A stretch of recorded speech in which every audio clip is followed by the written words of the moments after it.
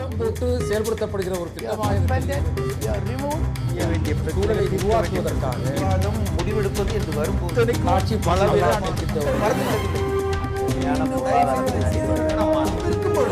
எதிர்த்து பேசிட்டு. வணக்கம், நேர்பட பேசு நிகழ்ச்சிக்கு உங்களை வரவேற்கிறோம். தமிழக முதலமைச்சர் ஜெயலலிதா தன் மீதான சொத்து குவிப்பு வழக்கிலிருந்து விடுதலை பெற்றதை எதிர்த்து திராவிட முன்னேற்றக் கழகம் இன்றைக்கு உச்சநீதிமன்றத்தில் மேல்முறையீடு செய்திருக்கிறது. ஏற்கனவே கர்நாடக அரசு மேல்முறையீடு செய்துள்ள நிலையில் திராவிட முன்னேற்றக் கழகம் தனது மேல்முறையீட்டு மனுவை இன்று தாக்கல் செய்திருக்கிறது. இதில் 2 பிரதான கோரிக்கைகளையும் அந்த கட்சியின் சார்பாக அக்கட்சியின் பொதுச் செயலாளர் அன்பழகன் உச்சநீதிமன்றத்தில் தாக்கல் செய்திருக்கிறார். திராவிட முன்னேற்றக் கழகத்தின் இந்த முயற்சி அரசியல் ரீதியாக அண்ணா திராவிட முன்னேற்றக் கழகத்தை எதிர்கொள்வதற்கான ஒரு நடவடிக்கையா அல்லது நீதியை நிலைநாட்டுவதா என இரு தரப்பிலும் விவாதங்கள் பல்வேறு தளங்களில் நடைபெற்று வருகின்றன. அதை ஒட்டி அதனுள் இருக்கக்கூடிய பல்வேறு கோணங்களை இன்றைய நேர்பட பேசு அமர்வில் நாம் விவாதிக்க இருக்கிறோம். இந்த அமர்வில் நம்மோடு அனைத்து இந்திய அண்ணா திராவிட முன்னேற்றக் கழகத்தைச் சேர்ந்த திரு நாஞ்சில் சம்பத், காங்கிரஸ் கட்சியைச் சேர்ந்த திரு கோபண்ணா, திராவிட முன்னேற்றக் கழகத்தைச் சேர்ந்த வழக்கறிஞர் சரவணன், பத்திரிகையாளர் துரை கருணா ஆகியோர் நமது அரங்கத்தில் இருக்கிறார்கள். அதே போன்று டெல்லியிலிருந்து உச்சநீதிமன்றத்தில் கிட்டத்தட்ட 30 ஆண்டுகளுக்கு மேலாக நீதித்துறை சார்ந்த செய்தி சேகரிப்பில் அனுபவம் வாய்ந்த பத்திரிகையாளர் திரு வெங்கடேசனும் இணைந்திருக்கிறார். வணக்கம் திரு சம்பத், உங்களிடமிருந்தே ஆரம்பிக்கலாம்னு நினைக்கிறேன். விடுதலையை தொடர்ந்து மீண்டும் தேர்தலை தொடர்ந்து சட்டமன்ற உறுப்பினராக பதவியேற்றதுன்னு அந்த ஒரு எபிசோட் முடிந்திருக்கிற சூழலில் அடுத்த கட்ட நகர்வை நோக்கி தமிழக அரசு ஒருபுறம் நகர்ந்து கொண்டிருக்கிறது. விரைவில் சட்டமன்ற கூட்டத்தொடரெல்லாம் பேசப்படுற நிலையில திமுகவினுடைய இந்த முடிவு, இந்த மேல்முறையீடு என்பது அரசியல் ரீதியாக மறுபடியும் ஒரு செக்க அதிமுகவை நோக்கி வச்சிருக்கா? இல்லை, யாரும் மகிழ்ச்சியாக இருப்பது அவர்களுக்கு பிடிக்காது. எங்களுடைய வெற்றியைய வெளிச்சத்தை அவர்களாலே தாங்கிக் கொள்ள முடியவில்லை. இதில் ஏதாவது கிடைக்குமா என்றால் அவர்களுக்கு கிடைக்கப் போவதும் இல்லை. ஆகவே இதில் ஒரு வக்ரம் இருக்கிறது, இதில் ஒரு வஞ்சகம் இருக்கிறது. இதனால் அரசியல் ரீதியாக அனைத்து இந்திய அண்ணா திராவிட முன்னேற்றக் கழகத்திற்கு எந்த இழப்பும் இல்லை. இல்லை, ஏதாவது முகாந்திரங்கள் இல்லாமல் நாங்கள் இது போன்ற மேல்முறையீடு செய்தால் கூட அரசியல் பழிவாங்கல், அரசியல் ரீதியான ஒரு பொலிட்டிக்கல் வெண்டேட்டான்னு சொல்லலாம். குமாரசாமியோட தீர்ப்புல அரித்மெட்டிக்கல் எரர் இருக்கு, பல கணக்குகளை அவர் காட்டவில்லை, இது போன்ற வலுவான ஆதாரங்களை முன்வைத்துத்தான் நாங்கள் மேல்முறையீடு செய்கிறோம், இது நீதியை நிலைநாட்டுன்னு சொல்றாங்களே. அது நீதியை பற்றி பேச ஆரம்பிச்சா இவங்களுக்கு அதை பற்றி பேசுறதுக்கே தகுதி கிடையாது. அதுக்கு 1000 உதாரணம் இருக்கு. நீதியை பற்றி யார் பேசுவது? சாத்தானா வேதம் ஓதுவது? இரத்த தானம் பற்றி கொசுவா பேசுவது? இல்ல, அதாவது அவர்கள் மீது குற்றச்சாட்டுகள் இருக்கு அப்படிங்கிறதுக்காகவே அவர்கள் வேறொரு வழக்கில் ஆஜராக கூடாது, இல்ல வேறொரு வழக்கில் இது அரசியல்ல அவர்களை தனிமைப்படுத்த, அவர்களை அப்புறப்படுத்த ஆண்டாண்டு காலம் எடுத்த முயற்சியில வெற்றி பெறாததனுடைய இப்ப கடைசி அவங்க அம்பராத்துணியில் இருக்கிற கடைசி 50 அதை பயன்படுத்துறாங்க. இதுல ஒண்ணும் இல்லை. சரி, நம்ம தொடர்ந்து பேசலாம். திரு கோபண்ணா, இது நாஞ்சில் சம்பத் சொல்வது போன்று வெறும் அரசியல் ரீதியான பழிவாங்கல் அப்படின்னு அதை கன்ஃபைன் பண்ணி பார்த்துட முடியுமா? இல்லை, இப்போ தமிழ்நாட்டில் நிறைய முதலமைச்சர் ஆட்சி செய்திருக்காங்க. இந்த 1991லேருந்து 96 வரை ஜெயலலிதாவின் ஆட்சி என்பது ஒரு மக்கள் விரோத ஒரு ஊழல் ஆட்சி. அதாவது வெளிப்படையாக அந்த ஆட்சி செய்த பல தவறுகள், நீங்கள் அதெல்லாம் தான் அந்த அடிப்படையில் தான் இந்த வழக்கு தொடுக்கப்பட்டது. 91லேருந்து 96 வரை ஜெயலலிதா செய்த பல தவறுகள், வளர்ப்பு மகன் திருமணம் உள்ளிட்ட பல தவறுகள், பல சொத்துக்கள் வாங்கியது. அந்த சமயத்தில் அந்த 5 ஆண்டுகளில் ₹1 சம்பளம் வாங்குகிற முதலமைச்சர் 3000 ஏக்கர் நிலம் வாங்கியிருக்கிறார். ஒரு அபிராமபுரம் இந்தியன் வங்கியில் நாள்தோறும் 20 லட்சம் 30 லட்சம் என்று பணமாக எடுத்துமே அதில் செலுத்தி இருக்கிறார்கள். அதுக்கெல்லாம் கணக்கு வழக்கே கிடையாது. இதெல்லாம் செய்தவர்கள் பின்னாலே 96க்கு பிறகு திராவிட முன்னேற்ற கழக அரசு வருமானத்திற்கு அதிகமாக சொத்து சேர்த்த வழக்கில் இவர்கள் எல்லா வகையிலையும் ஆவணங்களின் அடிப்படையில் இவர்கள் மீது வலுவான வழக்கு தொடுக்கப்பட்டது. அதன் அடிப்படையில் தான் குன்கா தீர்ப்பு. அதற்கு மேல்முறையீடு அந்த கர்நாடக உயர்நீதிமன்றம் அவரை விடுவித்திருக்கிறது. ஒரு நீதிமன்றம் தண்டித்திருக்கிறது, ஒரு நீதிமன்றம் விடுவித்திருக்கிறது. இனிமேல் உச்ச நீதிமன்றம் தான் ஜெயலலிதா குற்றவாளியா இல்லையா என்பது முடிவு செய்யணும். இல்ல, அந்த இடத்துல தான் என்னோட கேள்வி. அவர்கள் விடுதலை செய்யப்பட்டிருக்கக்கூடிய சூழலில் அவர்கள் குற்றவாளின்னு ப்ரூஃப் பண்ற எதிர்த்தரப்போட வேலை தானே. தான் குற்றமற்றவர் மறுபடியும் ப்ரூஃப் பண்ண வேண்டிய அவசியம் என்ன இருக்கு? அவங்க நேரடியாக அடுத்த கட்ட பணிகளை பார்க்கறதுக்கு சட்டமன்ற முதலமைச்சரா பதவி ஏற்று அவங்க வேலையில அவங்க தொடங்கிட்டாங்க. இன்றைக்கு தமிழக முதலமைச்சர் ஜெயலலிதா குற்றவாளி என்று நான் சொல்ல மாட்டேன்.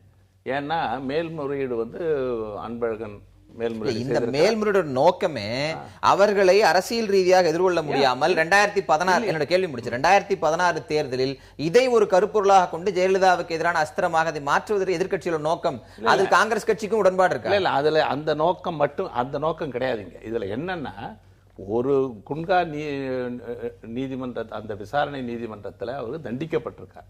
மேல்முறையீட்டுல ஜெயலலிதா விடுவிக்கப்பட்டிருக்காங்க. இனி உச்ச நீதிமன்றம் தான் இறுதி முடிவு எடுக்கணும். ஏன்னா ரெண்டும் கீழ் நீதிமன்றம் மேல் நீதிமன்றம் உயர் நீதிமன்றம் ஒரே தீர்ப்பு வழங்கியிருந்தால் இன்றைக்கு மேல்முறையீடு கூட வாய்ப்பில்லாமல் போயிருக்கலாம். ரெண்டும் வேறு வேறு தீர்ப்புகள் வழங்கிய பிறகு, மாறுபட்ட தீர்ப்புகள் வழங்கிய பிறகு இறுதியாக ஜெயலலிதா குற்றவாளியா இல்லையா என்பதை உச்ச நீதிமன்றம் முடிவு செய்ய போகிறது. அந்த அடிப்படையில் தான் இந்த வழக்கு நீங்க பார்க்கணும். இந்த இடத்துல இந்த வேறுபாடுகள், ஒரு கீழ்கோர்ட் ஒரு தீர்ப்பு, மேல்கோர்ட் ஒரு தீர்ப்பு, இந்த வேறுபாடுகளில் தான் குற்றமற்றவர் அப்படின்னு நிரூபிக்கிற வரை தார்மீக ரீதியாக ஜெயலலிதா முதலமைச்சராக பொறுப்பேற்றிருக்க கூடாது, மீண்டும் சட்டமன்ற உறுப்பினர் இடைத்தேர்தல் நின்றிருக்க கூடாது அப்படின்லாம் சொல்றாங்களே, அதுல உங்களோட கருத்து என்ன? இது ஒரு ஜனநாயக நாடுங்க. மக்கள் அவங்கள அங்கீகரிச்சிருக்காங்க. அண்ணன் சொன்னாங்களே 2001, அதுக்கு பிறகு மக்கள் தானே இந்த அங்கீகாரத்தை வழங்கியிருக்காங்க. அது இமாலய வெற்றி, யாரும் பெறாத வெற்றி, அவங்க வாங்கிட்டே இருக்காங்களே. அவங்க நேரடியா சொல்றது அரித்மெட்டிக்கல் எரர். குமாரசாமி தீர்ப்புல நம்ம பல விவரங்களை சுட்டி காட்டும் போது அரித்மெட்டிக்கல் எரர் இருக்கு. அவர் அரித்மெட்டிக்கல் எரர்ல கிடைச்ச ஒரு பலனாக இந்த விடுதலை அவர்களுக்கு அமைந்திருக்கிறது. இது உறுதியான விடுதலை கிடையாது. உச்சநீதிமன்றத்தில் போய் நிச்சயமாக நாங்கள் எதிராக தீர்ப்பு வாங்குவோம் அப்படின்னு சொல்றாங்களே. எதிர்க்கட்சிகள் அந்த வலுவான வாதத்தை முன்வைக்கும் போது அதுவரை காத்திருக்க வேண்டிய தார்மீக உரிமை அதிமுக கிடையாதா? ஏன் காத்திருக்கணும்னு மக்கள் அவங்கள தானங்க முதலமைச்சராக்கி இருக்காங்க. அவருக்காகத்தானங்க ஓட்டு போட்டாங்க.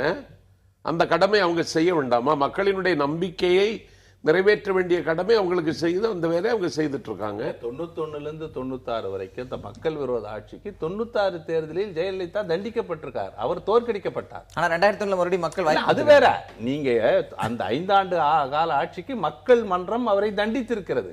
மீண்டும் 2000 மறுபடியும் ஆட்சிக்கு வரார். அந்த இடத்துலதான் மக்கள் மன்றம் தண்டித்திருது. ஒரு நீதிமன்றத்துல 4 ஆண்டு கால தண்டனை 100 கோடி அபராதம்ன்றாங்க. அதை எதிர்த்து அவங்க ஜெயிச்சு வரும்போது இல்ல மறுபடியும் இந்த வழக்குல இந்த ரோல் வந்து இப்ப திராவிட முன்னேற்ற கழகத்தோட ரோலை வச்சுதான் பேசுறோம். அதை வந்து காங்கிரஸ் உள்ளிட்ட கட்சிகள் நீங்க வரவேற்கிறீங்க இந்த மேல்முறையீட்டு. அதனால உங்களையும் இணைத்து உங்க கருத்தை நம்ம பெற வேண்டிய ஒரு நிலை இருக்கிறது.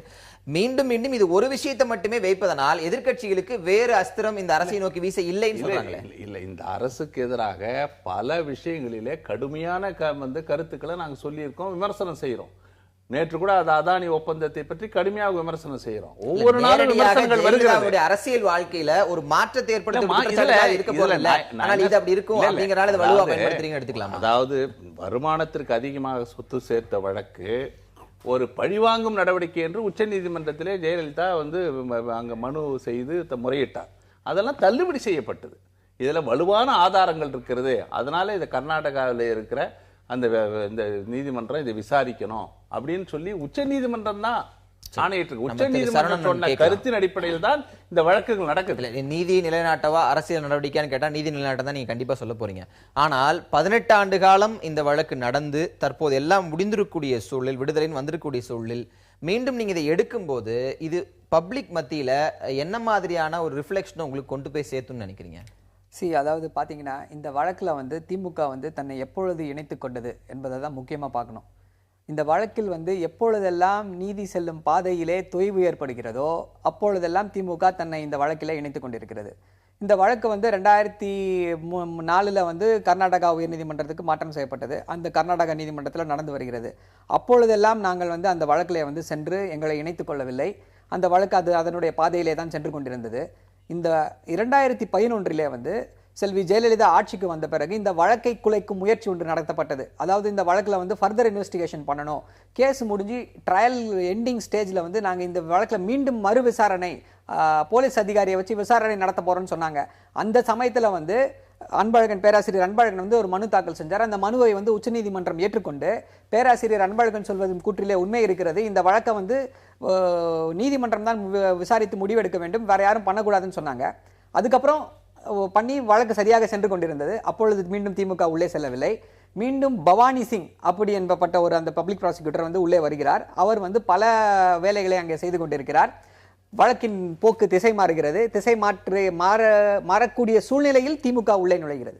அப்பொழுது மட்டுமே நாங்கள் உள்ளே நுழைகிறோம். ஒரு 5 ஸ்டேஜ்ல உங்களோட இன்டர்வென்ஷன் இருக்கிறது நம்மளால அந்த கேஸோட ஹிஸ்டரி பார்க்க முடியும் தெரியுது. ஆனா இப்போ ஏற்கனவே கர்நாடக அரசுக்கு அந்த பிரைம் அத்தாரிட்டி இருக்கு. அவர்கள் உச்சநீதிமன்றத்தில் அப்பீல் போயிட்டாங்க. அவர்கள் போயிருக்கக்கூடிய சூழல் நீங்க மீண்டும் போகும்போது அதுல அரசியல் நோக்கமே இல்லை. மீண்டும் போறதுன்ற கொஸ்டினே கிடையாது. நாங்க மீண்டும் போல, அதாவது எங்களுக்கு வந்து திமுகவிற்கு வந்து இந்த உரிமை இருக்கிறது என்று உச்சநீதிமன்றத்தின் 3 நீதிபதிகள் அடங்கிய பெஞ்ச் வந்து சொல்லியிருக்கு. அதாவது வந்து பேராசிரியர் அன்பழகன் தாக்கல் செய்யக்கூடிய அந்த எழுத்துப்பூர்வமான வாதங்களை கருத்தில் கொண்டு அவர்கள் என்ன சொல்லியிருக்கிறார்கள் என்பதை அலசி ஆராய்ந்து அவர்கள் சொல்வதற்கு அதை பற்றி உங்கள் தீர்ப்பிலே தெளிவாக குறிப்பிட வேண்டும் என்று அந்த 3 நீதிபதிகள் அடங்கிய மன்றம் வந்து உத்தரவிட்டிருக்கிறது. அந்த உத்தரவை வந்து நீதிபதி குமாரசாமி மீறி இருக்கிறார், அப்பட்டமாக மீறி இருக்கிறார்.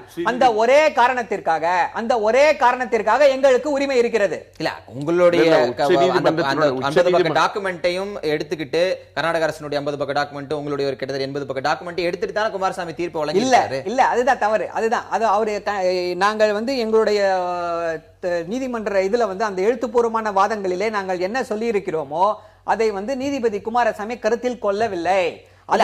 அத வந்து மறுக்கிறதுக்கோ தள்ளுபடி செய்யறதுக்கோ அவருக்கு உரிமை இருக்கு. இல்ல என்னோட கேள்வி, நீங்க சொல்ற டோன் எல்லாமே எங்க போய் ரீச் ஆகுதுன்னா உச்சநீதிமன்றம் திமுக என்ன அஃபிடவிட் தாக்கல் பண்ணதோ அதை எடுத்து அப்படியே தீர்ப்பு கொடுத்துரும் குமாரசாமி அப்படின்னு உச்சநீதிமன்றம் சொன்னாங்க. அப்படி தீர்ப்பு சொல்லல. அத கன்சிடர் பண்ணுங்கன்றாங்க. அது உங்களுடைய தீர்ப்பிலே அது வந்து வெளிப்பட வேண்டும். It should manifest in your judgment அப்படினு சொல்லி சொல்றாங்க. அது வந்து manifest ஆகல.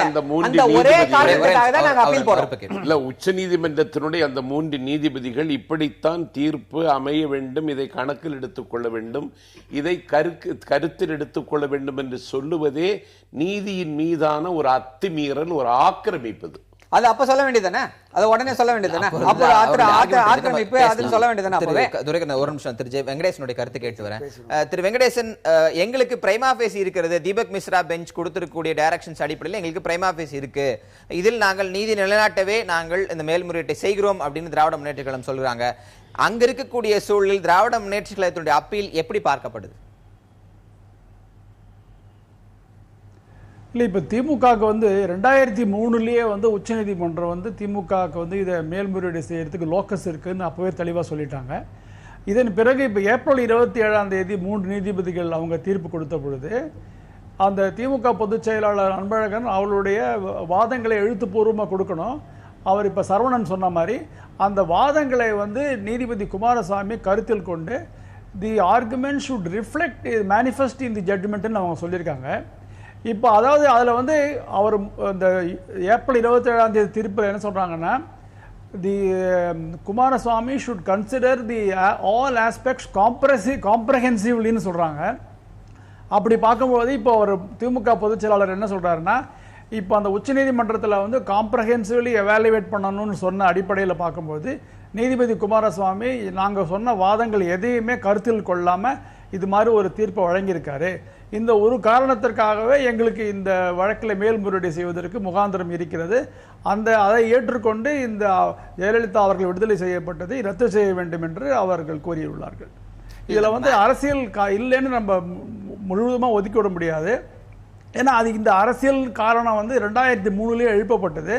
அப்போ உச்சநீதிமன்றம் என்ன சொன்னது, எதிர்கட்சியானது தன்னுடைய கடமையை ஒழுங்காக தான் செய்கிறாங்க, எதிர்கட்சி இந்த மாதிரி ஆளுங்கட்சியை வந்து எதிர்த்து கேட்கலைன்னா வேற யார் கேட்க முடியும், அதனால இதில் அரசியல் நோக்கம் இருக்கு அப்படிங்கிற வாதத்தை ஏற்க முடியாதுன்னு உச்சநீதிமன்றம் தெளிவாக சொல்லியிருக்கு.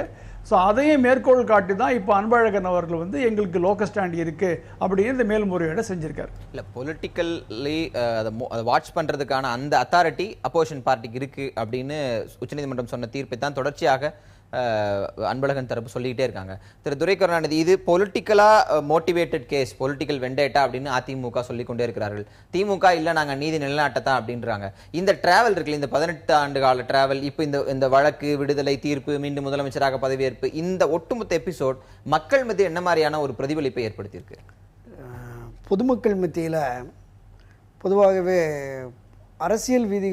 அரசியல்வாதிகள் மீதான நம்பகத்தன்மைங்கிறது கொஞ்சம் கொஞ்சமாக குறைஞ்சிட்டு வந்துட்டுருக்கு.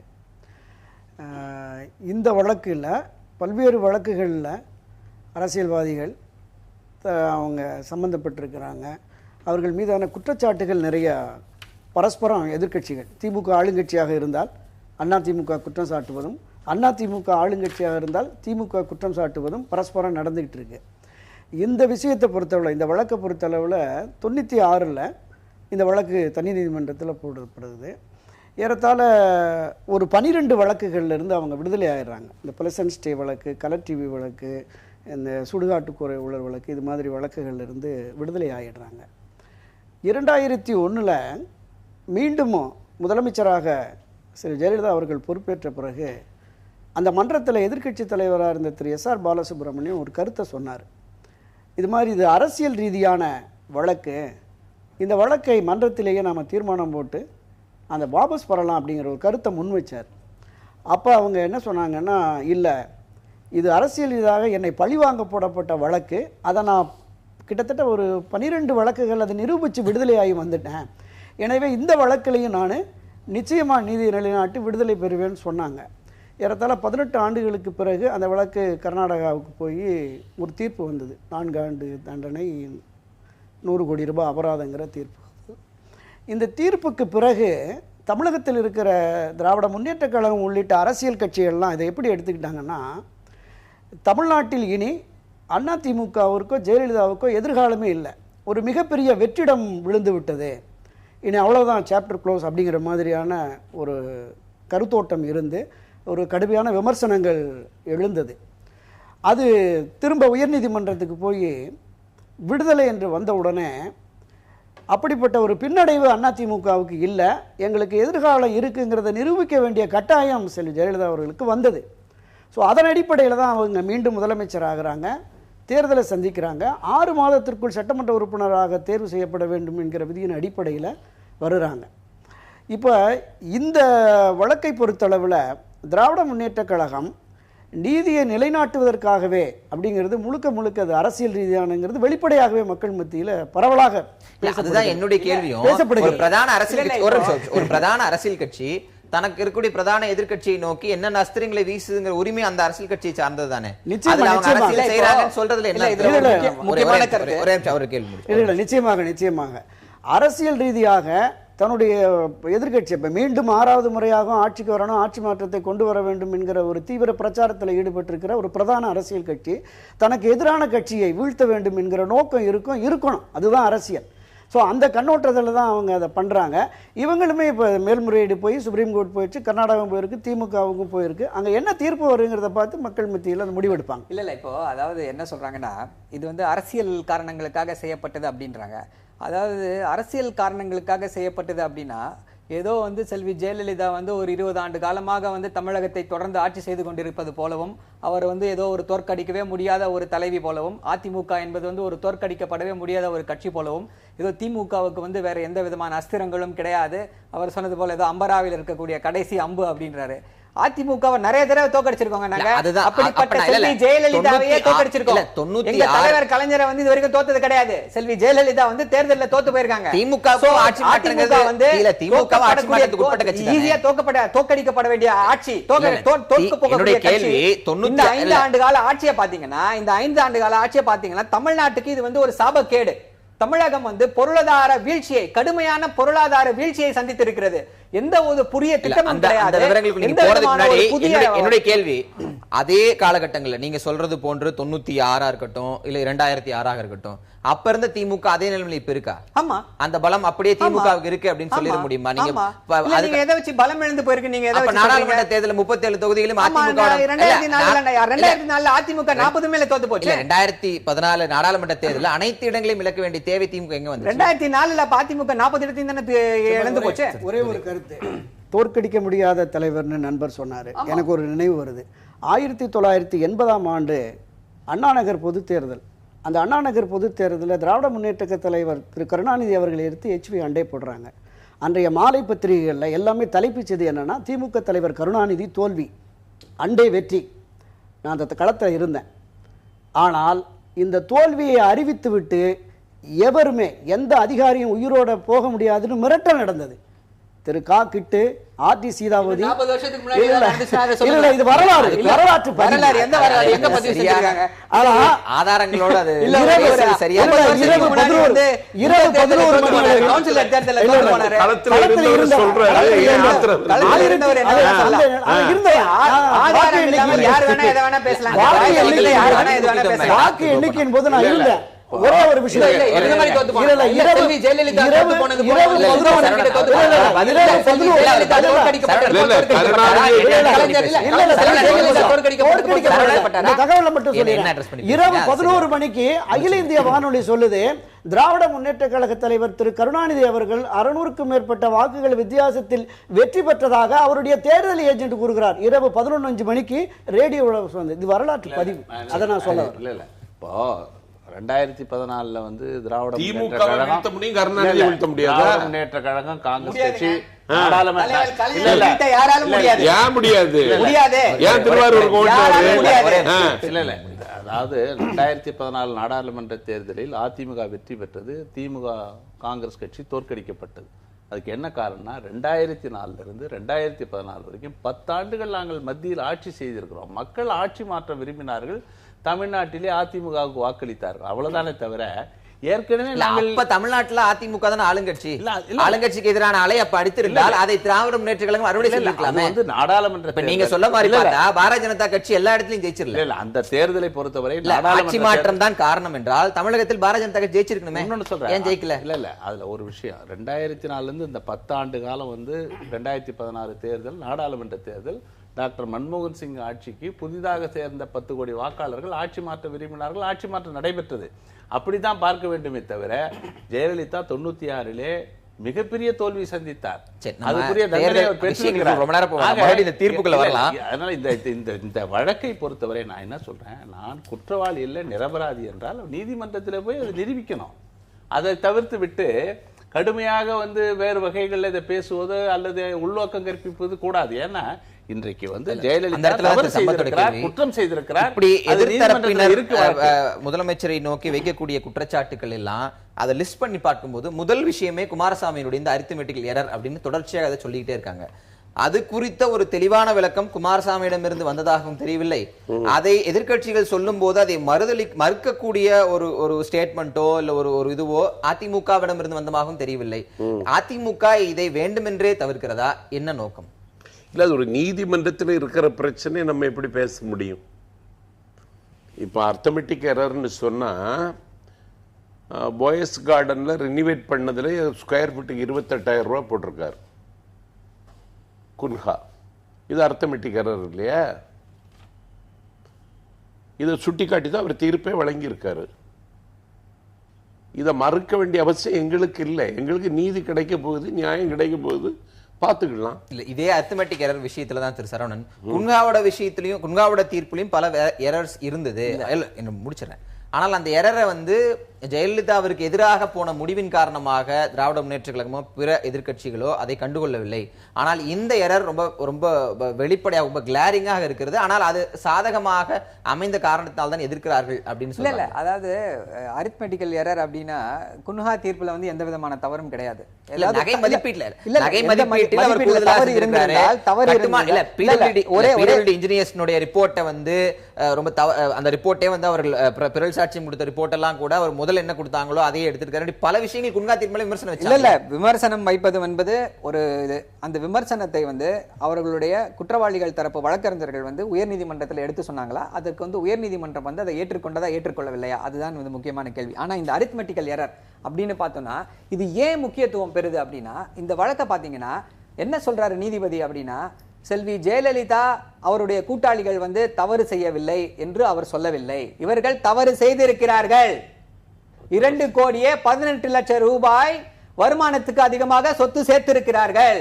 ஆனால் இது வந்து 10% குறைவாக இருக்கிறது அப்படின்னு சொல்லி ஒரு புதுமையான ஒரு காரணத்தை கொண்டு வந்து அவர்களை விடுதலை செய்கிறார். இல்ல, அது அவர் புதுமையான அவர் கொண்டு வந்த காரணமா? இல்ல, அந்த புதுமையான காரணமா அக்னிஹோத்ரியோட ஜட்ஜ்மெண்ட்? இல்ல, அக்னிஹோத்ரியோட ஜட்ஜ்மெண்ட் வந்து என்ன சொல்லுதுன்னா, இத வந்து ஒரு சட்ட முன்னுதாரணமா சொல்லல. அக்னிஹோத்ரியோட ஜட்ஜ்மெண்ட்ல என்னன்னா, அவருடைய வருமானத்துக்கு அதிகமாக சேர்க்கப்பட்ட சொத்து வந்து 11,000 ரூபாய். 11,000 ரூபாயில வந்து 10% பாத்தீங்கன்னா 1,100 ரூபாய்க்கும் குறைவாக 800 ரூபாய் அவருடைய வருமானத்துக்கு அதிகமாக இருந்தது. சோ அந்த 11,000 ரூபாய் 800 ரூபாயை வைத்துக் கொண்டு அவர்கள் சொன்னால் இது ரொம்ப கம்மியா இருக்கு, அதனால இவர்களை விடுதலை செய்கிறோம் என்றாங்க.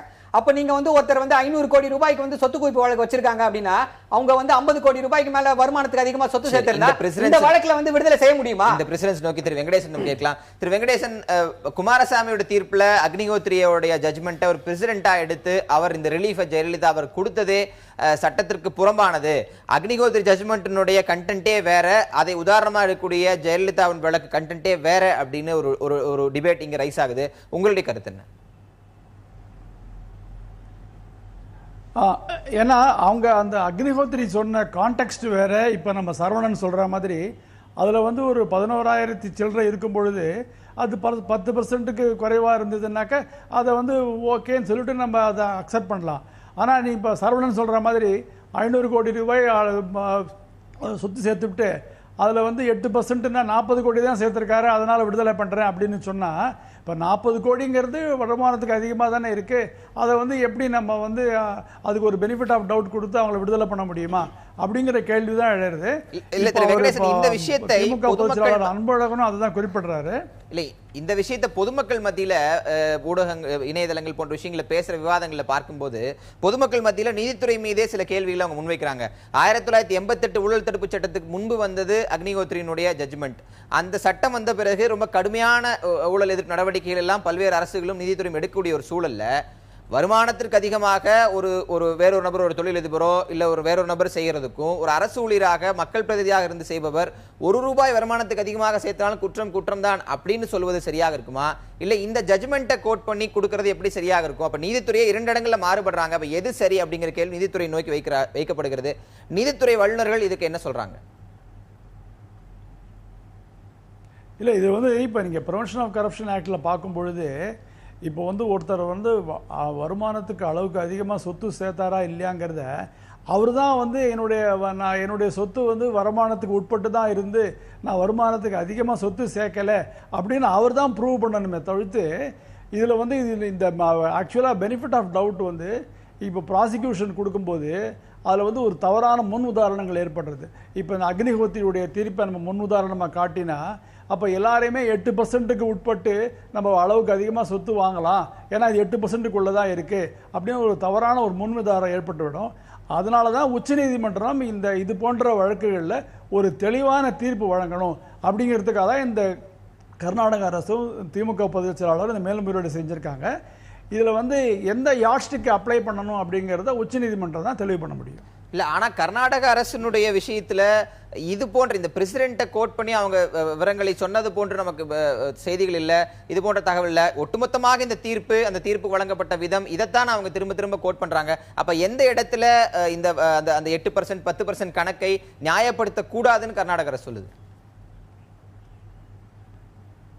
இல்லை, கர்நாடக அரசும் அவங்களுடைய மேல்முறையீட்டில் இந்த அக்னிஹோத்ரியுடைய அந்த தீர்ப்பை மேல்கோள் காட்டி நீதிபதி வழங்கியது அப்படின்னு தவறுன்னு அவங்களும் சுட்டி காட்டியிருக்காங்க. அதுவும் இல்லாமல் அவங்க வந்து அந்த 1970 லா பிரகாரம் பண்ணது இப்போ அந்த சட்டம் வந்து திருத்தப்பட்ட பிறகு அதையே வந்து இப்போ மேல்கோள் காட்டி நீதிபதி குமாரசாமி அவர்களுடைய தீர்ப்பு தவறுன்னு கர்நாடக அரசும் சுட்டி காட்டி தான் இருக்காங்க. திருகோப்பனா, கர்நாடக அரசு அப்படிங்கிற அடிப்படையில், அந்த அரசு நடத்திய வழக்கு அப்படிங்கிற அடிப்படையில் இந்த மேல்முறையீடு அமைந்திருக்கிறதா, இல்ல காங்கிரஸ் கட்சி ஆளுகின்ற அரசு அப்படிங்கிற அடிப்படையில் எதிர்கால அரசியல் நகர்வுகளை நோக்கி இந்த மேல்முறை செய்யப்பட்டிருக்கிறது? உச்ச நீதிமன்றம் ஆணையின் பேர்ல இங்க Directorate of Vigilance and Anti Corruption அது செய்ய வேண்டிய பணியை கர்நாடக அரசு செய்கிறது. அதனால கர்நாடக அரசு நேரடியாக இதுல சம்பந்தம் கிடையாது. உச்ச நீதிமன்றத்துல வழிகாட்டு தடைப்புல கர்நாடக அரசு நடத்துகிறது. என்னுடைய கேள்வி, இன்னைக்கு பிரைம் ப்ராசிக்யூட்டரா கர்நாடக அரசு இருக்கும்போது அவர்கள் அந்த மேல்முறையீடு செய்யறாங்க. அதுல எனக்கு எந்த விதமான டிஸ்பியூட் இல்ல. ஆனால் ஆளக்கூடிய காங்கிரஸ் அரசுக்கு இது அரசு ரீதியான நடவடிக்கையாக இது எடுக்கிறதா இல்ல அரசியல் ரீதியான நடவடிக்கையாக? இல்ல, அது வந்து அவர்கள் வந்து சட்டத்துறையில அது வந்து கருத்து கேட்கப்பட்டது. அட்வொகேட் ஜெனரல் கருத்து கூறினார். ஏற்கனவே இருக்க பப்ளிக் ப்ராசிக்யூட்டர் ஆச்சாரியாவும் கருத்து கூறினார். அனைவரது கருத்தையும் கேட்டு சட்டப்படியான ஒரு லீகல் ஃபார்மாலிட்டி, லீகல் ப்ராசஸை கம்ப்ளீட் பண்ணியிருக்கு கர்நாடகா. மற்றபடி அதுக்கு உள்நோக்கம் கிடையாது. செய்ய வேண்டிய பணியை செஞ்சிருக்காங்க. ஒரு கருத்து சொல்லிடுறேன். இந்த தீர்ப்புல பாத்தீங்கன்னா, இந்த தீர்ப்பு வந்த போது அதிமுக தொண்டர்கள் மிக உற்சாகமாக மகிழ்ச்சி அடைஞ்சாங்க. ஆனால் ஒரு கட்டத்துக்கு மேல மாலை நேரத்திற்கு பிறகு வந்து தமிழக முதலமைச்சர் ஜெயலலிதா அவர்கள் இதுல வந்து எந்த அளவுக்கு இதுல மகிழ்ச்சி அடைஞ்சாருன்னு எனக்கு தெரியல. ஏன்னா இந்த குமாரசாமி தீர்ப்பு மிகப்பெரிய அதிர்ச்சி வந்து அதிமுக தலைமைக்கு ஏற்படுத்தியிருக்கு. என்ன காரணம்? இந்த 852வது பக்கத்தில், அதாவது அவரை விடுதலை செய்து விட்டார் குமாரசாமி. ஆனா விடுதலை செய்த குமாரசாமி மீண்டும் மேல்முறையீட்டில் தண்டிக்கக்கூடிய சில விஷயங்களை அங்க வந்து நடந்திருக்கு. அதாவது 852வது பக்கத்தில் இருக்கிற கணக்கை சரி பண்ணாலே ஜெயலலிதா மீண்டும் தண்டிக்கக்கூடிய ஒரு சூழல் உருவாகி இருக்கு. இதனாலதான் வந்து தமிழக முதலமைச்சர் வந்து இதுல மகிழ்ச்சியாக இல்லை, வந்து மிகப்பெரிய சோர்வு அவர்களிடம் இருக்கிறது. இன்னைக்கு வந்து தேர்தல் வழக்கை சந்திக்கணும் போன்றது வேறு விஷயம். ஆனா இன்றைக்கு தீர்ப்பு வந்து உச்ச நீதிமன்றத்துக்கு வருமே. அப்புறம் உடனே முதலமைச்சராக பதவியா இருக்கிறாங்க, அது வேற. அப்ப எந்த இடத்துல தொய்வுன்னு சொல்றீங்க? அரசு திட்டங்கள் மறுபடியும் தொடங்கி நடக்க ஆரம்பிச்சிருக்கு, எந்த இடத்துல தொய்வு? அதாவது இந்த அரசு செயல்படுதுன்னு சொன்னா அது வேற விமர்சனம், அது தனியா நான் சொல்றேன். நான் கேட்ட கேள்வி, ஏற்கனவே எதிர்க்கட்சிகள் திட்டங்கள் எல்லாம் தொடங்கப்படாமல் இருக்குன்னு சொன்ன போது திட்டங்களை தொடங்குற அந்த ஆக்டிவிட்டியை அவங்க சீரியஸ் ஆக்கிட்டாங்க. குமாரசாமி அந்த விஷயம் குமாரசாமியினுடைய தீர்ப்புல வந்து ஒரு கட்டத்துக்கு மேல சில மணி நேரத்துக்கு மேல அந்த மகிழ்ச்சி நீடிக்கல. அப்ப திரு சம்பத், இது முள்கிரீடமாக அதிமுக தொண்டர்கள் குமாரசாமியின் தீர்ப்பை பார்க்கிறாங்களா? இல்ல, அதாவது குமாரசுவாமியினுடைய தீர்ப்புல இருக்கு பாருங்க. The land's sense judge has simply and guesses work has reduced the cost of construction of the extent of 20% without verifying the evidence and the material placed on record. இது குமாரசுவாமிக்கு தீர்ப்பு. அவர் குன்காவுக்கு தீர்ப்பில் அவர் என்ன இது சரவணா ஸ்டோரா நடத்துறாரு 20% தள்ளுபடி பண்றதுக்கு. அப்ப இது அர்த்தமெட்டிக்கா? இல்ல, அதாவது அந்த இடத்துல தான் ஒரு வாதம். கூடுதலாக சொத்து குவிக்கவே இல்லை அப்படின்னு சொல்ல, கூடுதலா 2 கோடி ரூபாய் 2 கோடி சில லட்சங்கள் இருக்கு. ஆனா அது ஏற்கனவே இருக்கிற சட்ட விதிகளின்படி ஒரு 8% இருந்ததுனாலதான் அவங்க விடுதலை பண்றோம் அப்படின்னு சொல்லும் போது தவறே நடக்கவில்லைங்கிற ஆர்குமெண்ட் அதிமுக. இல்ல, குற்றவாளி கூண்டுல அந்த மணமகனை நிறுத்தி கேட்டாங்களா? ஐஐடி ப்ரொஃபஸர் மணமகளுக்கு தந்த அவர்கிட்ட கேட்டாங்களா? அவரை குற்றவாளி கொண்டு நிறுத்தி விசாரிச்சாங்களா? அவர் எதுக்கு விசாரிக்க? ஏன் விசாரிக்க வேண்டாம்? மணமகளுக்கு தந்தைங்க கல்யாணம் நடத்தினதுல தானே ஆடம்பரம் சொன்னீங்க. இல்ல, ஆனா திருமண செலவுல தான் அவர் ஒட்டுமொத்தமா குறைச்சிடறாரு. பெண் வீட்டார் தான் செய்வாங்க, அதான் கல்ச்சுரல் நடவடிக்கை தமிழ்நாட்டை பொறுத்த வரைக்கும் அவர் அதை வந்து தள்ளுபடி பண்ணிடுறாரு. திருமணம் 28 லட்சம் ரூபாய்ன்னு சொன்னா தமிழ்நாட்டு மக்கள் அதை ஏற்றுக்கொள்வார்களா? But the evidence and record that discloses that the marbles and granites were around ₹100. Any sanitary fittings are of Hindustan Sanitary Ware and Jaguar. I have adopted the square and cost of construction per square rate is taken is ₹28,000. அதாவது இன்னைக்கு இருக்கிற மதிப்பிலேயே 4,000 ரூபாய்க்கு போட முடியும். 28,000 ரூபாய் போட்டு வச்சிருக்காரு. இல்ல, இறுதியா நீங்க என்ன சொல்ல வரீங்க? அந்த ஒரு ஸ்கொயர் ஃபீட் எக்ஸாஜரேட் பண்ணிருக்காரு சொல்ல வரீங்களா? 1,65,000 சதுர அடி. அதாவது ஒரு ஷெட்டுக்கு சதுரடி நீதிபதி குமாரசாமி என்ன தவறு செய்திருக்கிறார் என்றால், இந்த காஸ்ட் ஆஃப் கன்ஸ்ட்ரக்ஷன்ல என்ன தவறு செய்திருக்கிறார் என்றால், மாட மாளிகைகள், கோபுரங்கள், பளிங்குகளால் அப்படியே இழைக்கப்பட்ட எல்லாத்தையுமே வந்து ஒரு ஷெட்டு கட்டுறதுக்கு என்ன காஸ்ட் வருமோ 250 ரூபா ஒரு ஸ்கொயர் ஃபீட்டுக்கு ஷெட்டு கட்ட காஸ்ட் வரும்னா அந்த காஸ்ட் தான் இந்த மாட மாளிகைகள் கோபுரங்கள் கட்டுறதுக்கும் ஆகும்னு சொல்லி 1,65,000 ஸ்கொயர் ஃபீட்டுக்கு இந்த 280 ரூபா தான் சொல்லி கணக்கு போடுறாங்க. அந்த கணக்கு தான் தப்பு. அதுதான் தவறு. 5 கோடி தான் அக்செப்டட். அதுல 5. அதனால இது வந்து திட்டமிட்டு அரசியல் ரீதியாக பழிவாங்க துடிக்கின்ற பகாசுர வெறி. இல்ல, என்னுடைய கேள்வி, குமாரசாமியின் தீர்ப்பை அதிமுக தொண்டர்கள் முழு மனதோடு ஏத்துக்கல. திரு கோபண்ணா சொன்ன அந்த வார்த்தையிலிருந்து வரேன். காலை முதல் சந்தோஷமா இருந்தாங்க. குமாரசாமியின் தீர்ப்பில் சிக்கல் இருக்கின்ற விஷயம் வெளிவர வர ஒரு தொய்வு ஏற்பட்டதுன்னு சொல்றாரு. அதை நீங்க ஒரு நெருக்கடியுடன் கூடிய ஒரு நெருக்கடியும் கிடையாது. மக்கள் எங்கள் பக்கம் இருக்குமே, எங்களுக்கு ஏன் சார் நெருக்கடி?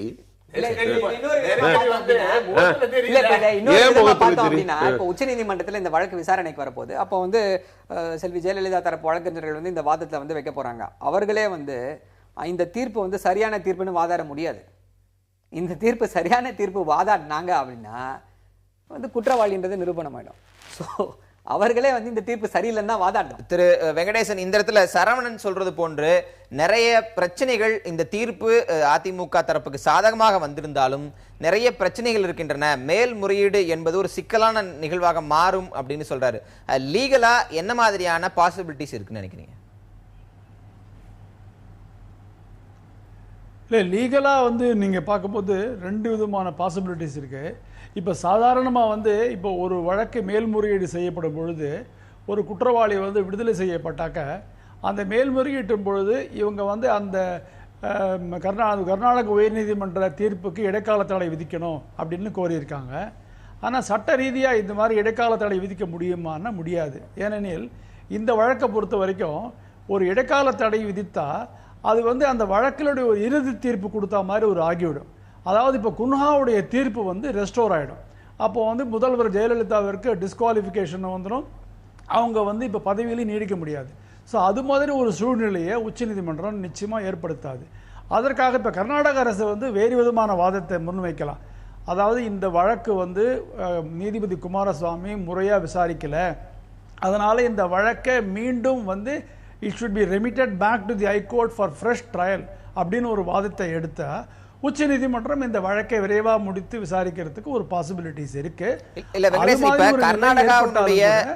கர்நாடக உயர்நீதிமன்றத்தின் கர்நாடகாவுடைய பிரேயருக்கும் தற்போது திமுகவினுடைய பிரேயர், இந்த இரண்டு மேல்முறையீட்டு கோரிக்கைகளுக்கும் பிரதான வேறுபாடுகள் அப்படின்னு நீங்க எதை பாக்குறீங்க? எந்த விதமான வேறுபாடுகள் இல்லை. அதாவது அவங்களுடைய அப்ரோச் ரெண்டு பேரும் ஒன்னா தான் பண்ணியிருக்காங்க. ஏன்னா ஒரு ஜட்மெண்ட்டை வந்து ரத்து பண்ணணும், அதுக்கு இடைக்கால தடை விதிக்கணும் அப்படின்னா எல்லா விதமான மேல்முறையீட்டு மனுக்கள்லையும் குறிப்பிடப்பட்டிருக்கும். அதே மாதிரி தான் இந்த மேல்முறையீட்டு முறையிலையும் குறிப்பிடப்பட்டிருக்கு. இவங்களோட திமுக பொதுச் செயலாளரும் கர்நாடக உயர்நீதிமன்ற தீர்ப்புக்கு இடைக்கால தடை விதிக்கணும் அப்படின்னு தான் கோரியிருக்காங்க.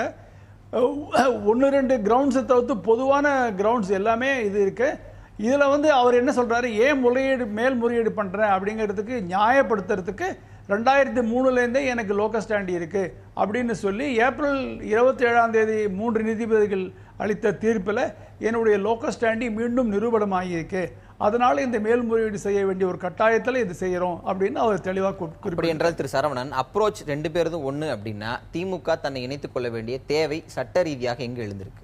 இல்ல அதாவது வந்து சட்ட ரீதியா நான் இந்த கேள்வி முன்வைத்த போது நீங்க என்ன சொன்னீங்கன்னா, எப்பெல்லாம் இந்த நீதி மாறி திசை மாறுகிறதோ அந்த திசையை சரிபடுத்த நாங்க வந்தோம்னு சொன்னீங்க. ஆனா இன்றைக்கு நீங்க வச்ச அதே கோரிக்கை தான் கர்நாடக அரசும் ஏற்கனவே வைத்திருக்கிறது. அப்ப கர்நாடக அரசு மீது நம்பிக்கை இல்லாமல் திராவிட முன்னேற்ற கழகம் நம்பிக்கை இல்லைன்றது வந்து கிடையாதுங்க. சட்ட ரீதியாக வந்து சில விஷயங்களை வந்து நாம் செய்தாக வேண்டும். ஒரு உச்ச நீதிமன்ற நீதிபதிகள் அடங்கிய 3 நீதிபதிகள் வந்து ரொம்ப அவங்க சொன்னாங்கன்னா அதுதான் சட்ட வேத வாக்கு அப்படின்னு சொல்லக்கூடிய அந்த 3 நீதிபதிகள் வந்து சொல்லியிருக்காங்க, உங்களுக்கு உரிமை இருக்குன்னு சொல்லியிருக்காங்க. அந்த உரிமையை எப்படி வந்து விட்டு தர முடியும்? எங்க லோக்கல் ஸ்டாண்டியை நாங்க மறுபடியும் நிரூபிக்கிறோம் அப்படின்னு அதை நாங்கள் மீண்டும் எங்கள் உரிமை அதுக்கான வாய்ப்புகள் இருக்கு, எங்களுடைய சட்ட வாய்ப்பை நாங்க பயன்படுத்துறோம் சட்ட உரிமை நாங்கள் கண்டிப்பாக அப்படின்னு சொல்றதை நீங்க எப்படி பாக்குறீங்க திரு துரைக்கண்ணன்? வழக்கை பொறுத்தளவில் முழுக்க அரசியல் ரீதியான வழக்கு என்பதுதான் ஆரம்ப காலத்திலிருந்து பொதுவான ஒரு பாமர மக்கள்கிட்டருந்து எல்லார்கிட்டையுமே அது ஒரு கருத்தோட்டம் இருக்குது. நீதியை நிலைநாட்டுவதற்காகவே திராவிட முன்னேற்றக் கழகம் இதை கையில் எடுத்திருக்கிறது என்கிற கருத்து திமுக தரப்பிலிருந்து வலுவாக சொல்லப்படுகிறது. சாதாரண நான் சார்ந்த கிராம பகுதியில் இருக்கிற மக்களுக்கு ஒரு எளிமையான சந்தேகம், ஒரு கேள்வி எழுகிறது. திராவிட முன்னேற்றக் கழகத்திற்கு ஜெயலலிதா வழக்கில் மேல்முறையீடு செய்து ஜெயலலிதாவுக்கு தண்டனை வாங்கி கொடுத்து அவரை சிறையில் தண்ணினால் மட்டுமே நீதியை நிலைநாட்ட முடியும் என்கிற ஒரு கருத்தோட்டம் திமுகவுக்கு இருக்கிறதே, இது சரியானது தானா என்கிற பார்வை இருக்கிறது. இதை பற்றி இல்லை, ஏற்கனவே முதலே சொல்லியிருக்கோம். அதாவது வந்து அதிமுக வந்து ஒரு வீழ்த்தப்பட முடியாத கட்சி கிடையாது. செல்வி ஜெயலலிதா வந்து ஒரு இல்ல, தோற்கடிக்கப்பட அந்த முடியாத ஒரு டோன்ல வருதுன்னா ஊழலுக்கு எதிராக ஊழல் போன்ற விஷயங்கள் நீதி நிலைநாட்டக்கூடிய திராவிட முன்னேற்ற கழகம் அதை ஜெயலலிதா வழக்கில் மட்டும்தான் பார்க்குமா, இல்ல தன் கட்சியை சேர்ந்த தலைவர்கள் மீது இருக்கிற வழக்குகள் எல்லாத்திலையும் பார்க்குமா, அந்த வழக்குகளையும் இதே கோணத்தில் அணுகுமா? என்றால் திமுக இருக்கக்கூடிய பல முன்னாள் அமைச்சர்களுமே சொத்து குவிப்பு வழக்கு இருக்கு. அவர்கள் யாரும் கட்சி விட்டு நீக்கப்பட்டதாக தெரியல.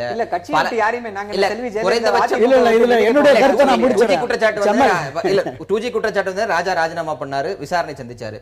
பல தமிழக அமைச்சர்களுமே சொத்து குவிப்பு வழக்கு இருக்கு, விடுதலை செய்யப்படாமல் இருக்கிறாங்க.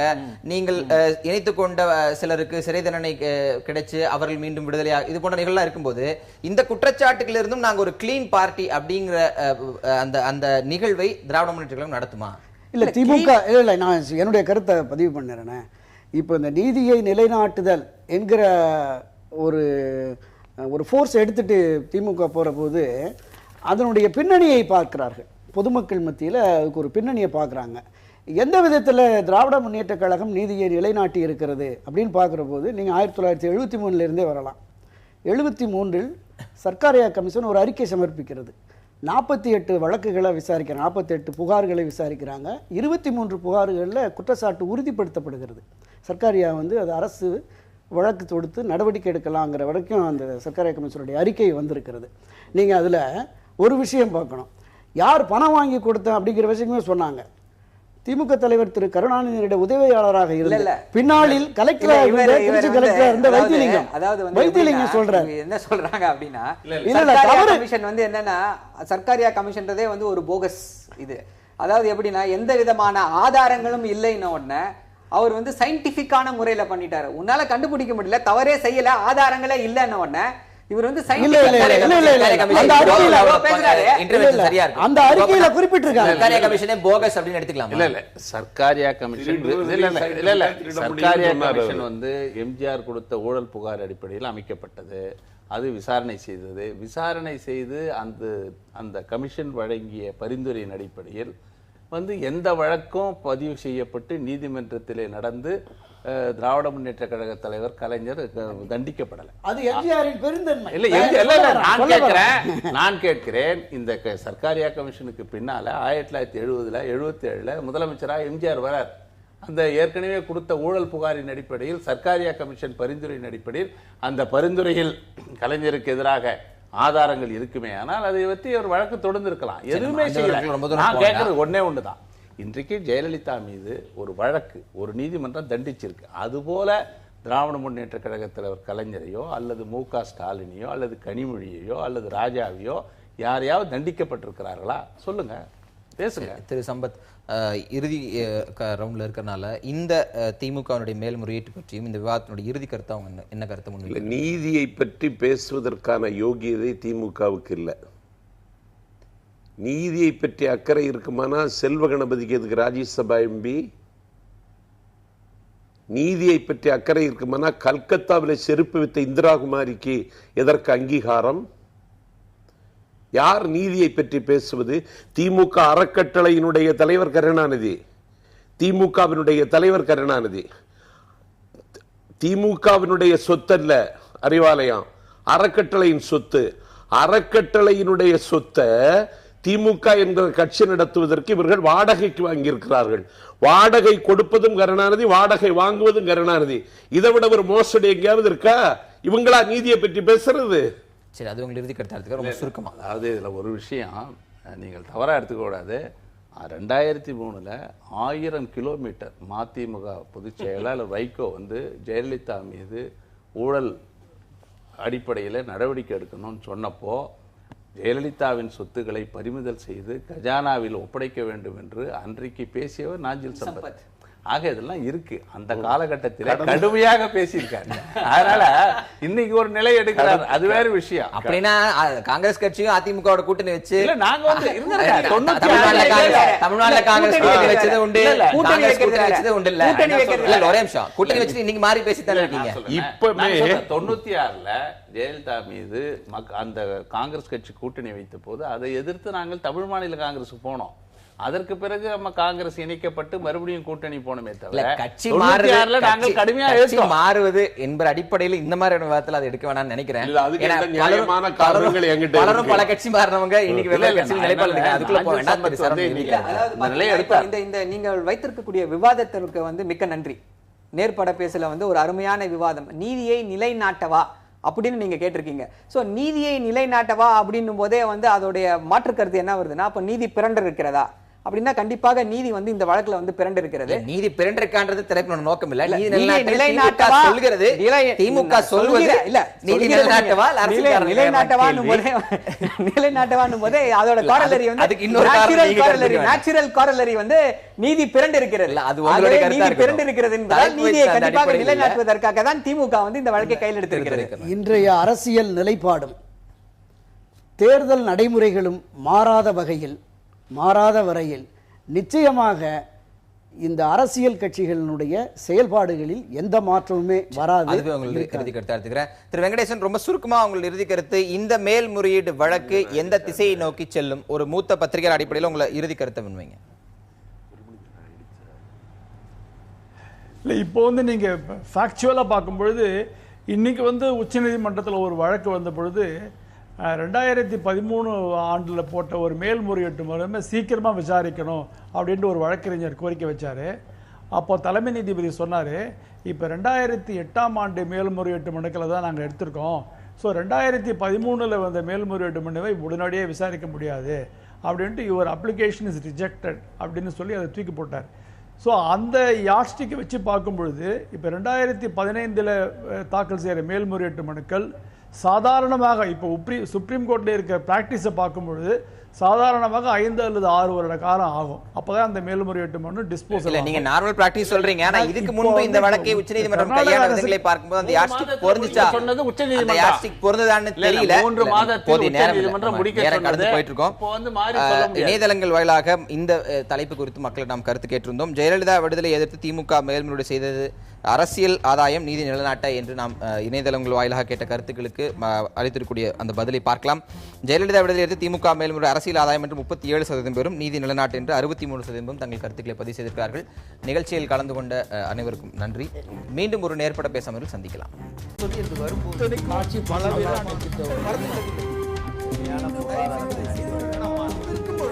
எதிர்த்து பேசிட்டு மக்கள் தங்களுடைய பங்களிப்பை அளிக்க வேண்டும்.